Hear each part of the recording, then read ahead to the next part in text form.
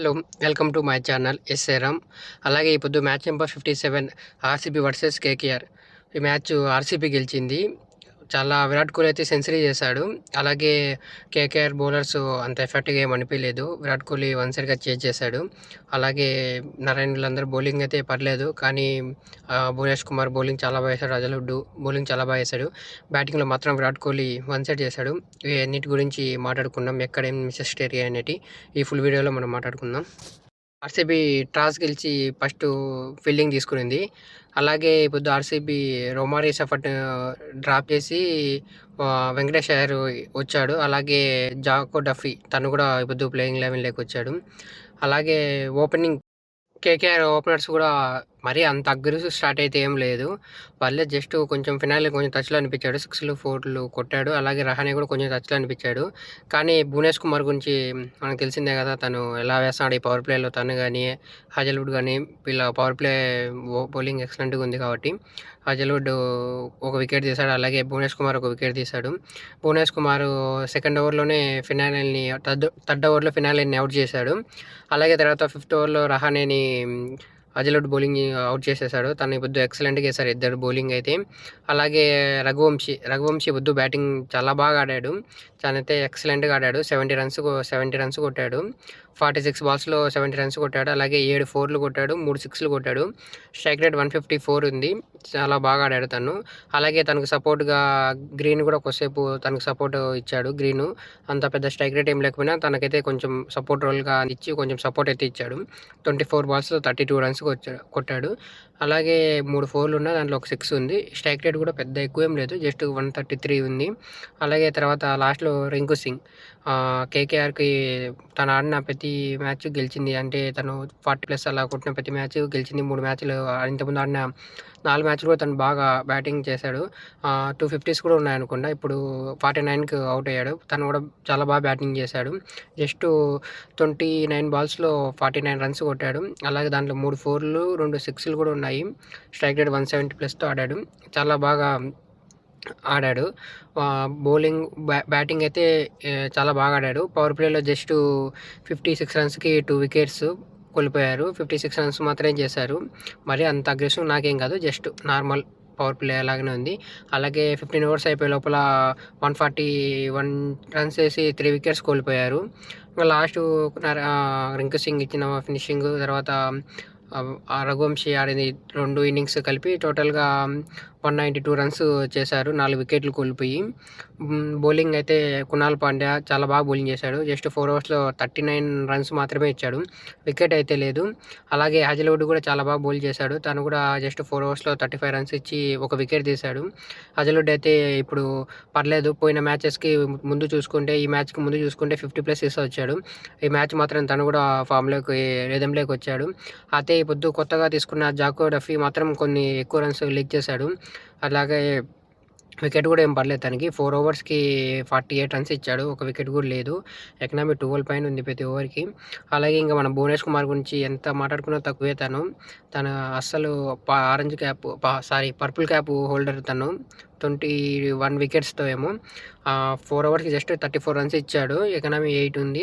Bowling అయితే భువనేష్ కుమార్ ఎక్సలెంట్‌గా వేస్తున్నాడు. మేబీ ఈ ఈ బౌలింగ్‌తో భువనేష్ కుమార్ ఈ ఎక్సలెంట్ బౌలింగ్ వికెట్స్ టేకింగ్ మళ్ళీ జాయిన్ కావచ్చేమో ఇండియాలో టీ20కి.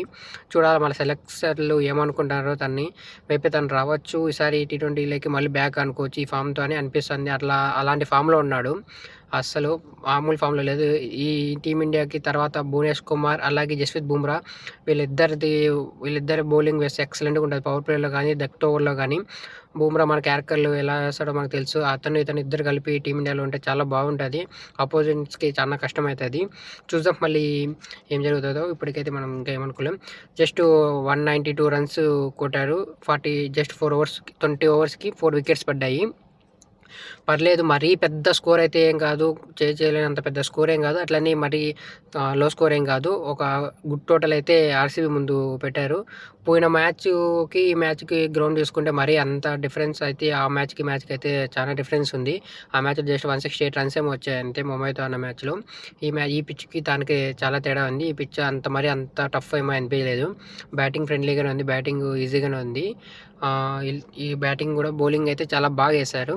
అలాగే తర్వాత ఆర్‌సీబీ స్టార్ట్ చేసింది. స్టార్ట్ చేసిన ఓపెనింగ్ కూడా కొంచెం క్విక్‌గానే ఆడారు ఇద్దరు. విరాట్ కోహ్లీ తర్వాత ఫస్ట్ రౌండ్ విరాట్ కోహ్లీ కొట్టినప్పుడు తన ఒక చిన్న సెంచరీ చేసినప్పుడు ఇచ్చిన ఒక హైప్ అలాంటిది ఇచ్చాడు తను ఫస్ట్ రౌండ్ కొట్టినప్పుడు. అంటే ఇంతకుముందు 2 మ్యాచెస్ డకౌట్ అయ్యాడు కదా! తను అలా చేశాడు. అలాగే జాకో డఫీ కూడా పర్లేదు, తను బాగానే ఆడాడు. కానీ అంత ఫామ్‌లోకి వచ్చినట్టు అనిపించింది. టచ్‌లో అనిపించాడు కానీ అంత పెద్ద బిగ్ స్కోర్ అయితే చేయలేకపోయాడు. జస్ట్ 12 బాల్స్‌లో 15 రన్స్ కొట్టాడు. దాంట్లో 2 4లు, ఒక 6 ఉంది. అలాగే విరాట్ కోహ్లీ 100 అస్సలు మనం మాట్లాడుకున్నప్పుడు కూడా చెప్పాము. విరాట్ కోహ్లీ చేజింగ్‌లో చాలా important. Virat Kohli chase master. Virat Kohli pitch పైన ఉంటే ఎంత పెద్ద స్కోర్ అయినా ఈజీగా చేజ్ చేసేయగలుగుతారని మనం ప్రివ్యూ వీడియోలో కూడా మాట్లాడుకున్నాము. అలాగే విరాట్ కోహ్లీ క్యాచెస్ వచ్చాయి. వదిలేశారు, దానికి ఏం చేయలేము. ఎప్పటికైనా క్యాచెస్ విన్ మ్యాచెస్. అసలు చాలా వరకు టీమ్స్ ఎందుకు క్యాచ్‌లు మిస్ చేస్తున్నాయో అర్థం కాలేదు. ఫీల్డింగ్ మరీ చాలా పూర్‌గా చేస్తున్నారు. చాలా మిస్‌ఫీల్డ్స్ అయితున్నాయి. క్యాచెస్ అయితే పట్టలేకున్నారు సరిగ్గా. ఎందుకో ఏమో తెలియడం లేదు.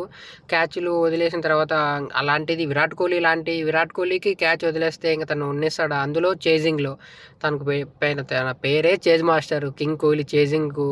అలాంటి కోహ్లీ క్యాచ్ వదిలేస్తే ఇంకా కోహ్లీ సైలెంట్‌గా ఉంటాడా? 100 కొట్టేశాడు. 105 రన్స్ కొట్టాడు జస్ట్ 60 బాల్స్‌లో. అలాగే తన ఇన్నింగ్స్‌లో 11 4లు ఉన్నాయి, 3 6లు ఉన్నాయి. అసలు అమేజింగ్ బ్యాటింగు. విరాట్ కోహ్లీ అస్సలు ఎక్కడి నుంచి ఇంత ఫిట్‌నెస్ తీసుకొస్తున్నాడో, మెంటల్‌గా స్ట్రాంగ్‌గా ఇంతగా ఎక్కడి నుంచి తీసుకొస్తున్నాడో కానీ తెలియడం లేదు అసలు. 2 మ్యాచ్‌లు డకౌట్ అయిన తర్వాత కూడా వచ్చి కమ్‌బ్యాక్ ఇచ్చి సెంచరీ కొట్టాడంటే అది ఒక కింగ్‌కి మాత్రమే సాధ్యమైతది. అస్సలు ఎక్సలెంట్ బ్యాటింగు విరాట్ కోహ్లీ గురించి. అసలు ఏజ్ జస్ట్ నంబర్ అనే దానికి విరాట్ కోహ్లీని ఎగ్జాంపుల్‌గా చూపియొచ్చు. తను ఇంటర్నేషనల్ మ్యాచ్‌లు ఆడకపోయినా, తర్వాత జస్ట్ ఓన్లీ వన్ డే మ్యాచ్‌లు ఆడుతున్నా కానీ ఇంత ప్రాక్టీస్ ఎక్కడి నుంచి చేసి ఎలా ఇంత మెంటల్లీ స్టాండ్‌గా ఎలా ఉన్నాడో అర్థం కాలేదు. విరాట్ కోహ్లీ సెంచరీ అయితే అస్సలు ఈ మ్యాచ్ కేకేఆర్‌కి, విరాట్ కోహ్లీకి మధ్యలోనే అన్నట్టు ఉంది. కేకేఆర్, విరాట్ కోహ్లీ అన్నట్టు ఉంది మ్యాచ్ అయితే.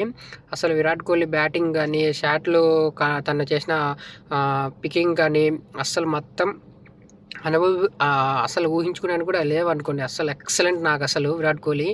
మామూలుగా కూడా కాదు. ఎలా బిల్డ్ చేస్తున్నాడో అర్థం కాలే. అప్పుడెప్పుడో 2026 తన పీక్ కెరియర్ అన్నట్టు అప్పటి నుంచి ఇప్పటికి కూడా సేమ్ అలానే ఉంది. 2008 నుంచి ఇప్పుడు దాకా ఎక్కడే కానీ విరాట్ కోహ్లీ ఫామ్‌లో స్టిఫ్ అయినట్టు కానీ ఏది కానీ అనిపియలేదు. అసలు ఎలా మేనేజ్ చేస్తున్నాడో అర్థం కాలేదు. 19 ఇయర్స్ నుంచి Virat Kohli just run mission. అలాగే ఈ మ్యాచ్‌లో తను టీ20స్‌లో 14,000 రన్స్ కూడా క్రాస్ చేశాడు. అస్సలు ఎక్కడి నుంచి ఇంత తీసుకొస్తున్నాడో తెలియడం లేదు కానీ విరాట్ కోహ్లీ ఒక అమేజింగ్ అనుకోవాలి. విరాట్ కోహ్లీ ఈ మ్యాచ్ గెలిచడం వల్ల పాయింట్ టేబుల్ టాప్‌లోకి కూడా వెళ్ళిపోయారు.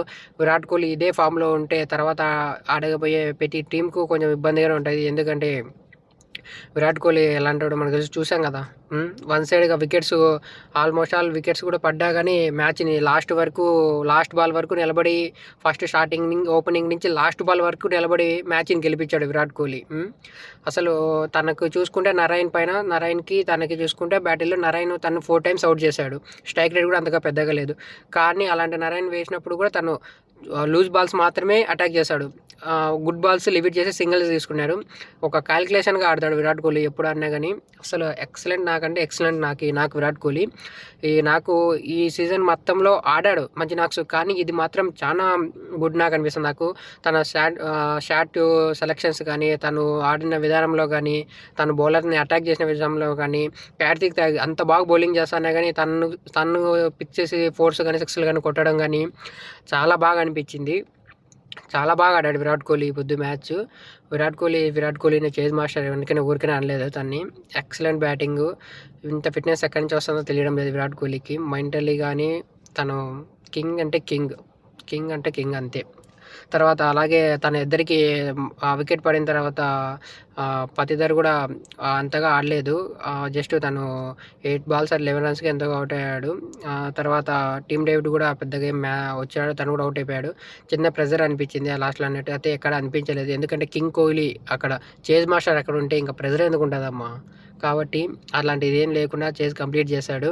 అలాగే దేవదత్ పడిక్కల్, విరాట్ కోహ్లీ ఫస్ట్ వికెట్ పడిన తర్వాత మాత్రం ఒక మంచి పార్ట్నర్‌షిప్ నిలబెట్టాడు.